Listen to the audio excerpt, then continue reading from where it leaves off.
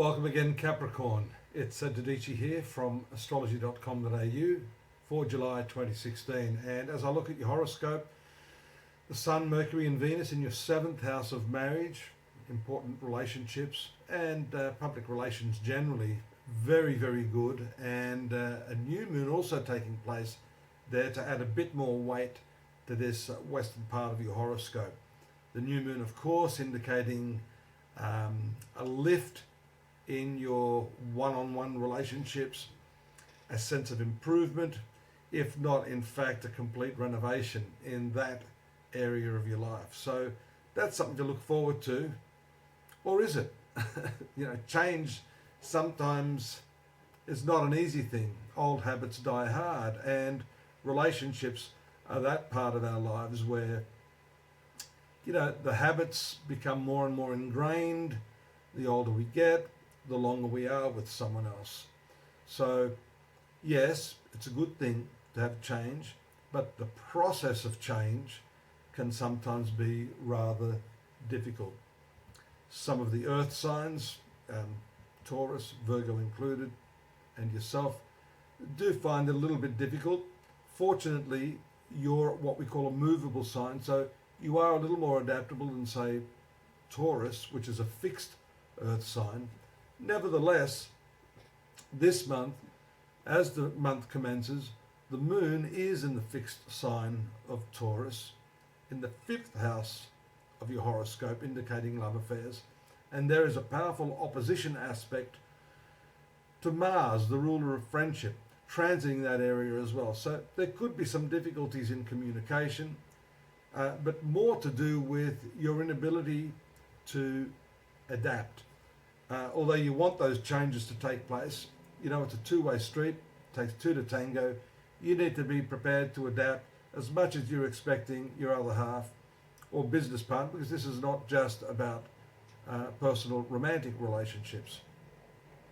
The other part of that is the full moon that happens later in the month on the 20th. That's going to take place in your sun sign of Capricorn. So that's showing us the emotional aspects, and with the fact that it's very near the planet Pluto, then we can see that Pluto there is also influencing these 3 planets in your 7th house. The transformation, demolition is probably an apt word for Pluto. It actually is like a bushfire that sweeps through and burns down everything. So if you are serious about change, this month it is about elimination. It's about getting rid of those things that are holding you back, particularly in relationship. And to a large extent, I don't know how you're going to do that, it's about getting your partner to eliminate those traits or things or circumstances that are vice versa inhibiting the relationship. So a lot of work cut out for you there. We see there's a quick moving Mercury this month, moving out of that 7th house of relationships just after Venus. Venus on the 12th moving to your 8th house, and Mercury moving to that 8th house on the 14th. It forms some favourable aspects to Neptune and Mars before they do that. But that 8th house is sexuality and the deeper, more subconscious aspects of your psyche. So as I said, this is not just about the outer trappings of a relationship.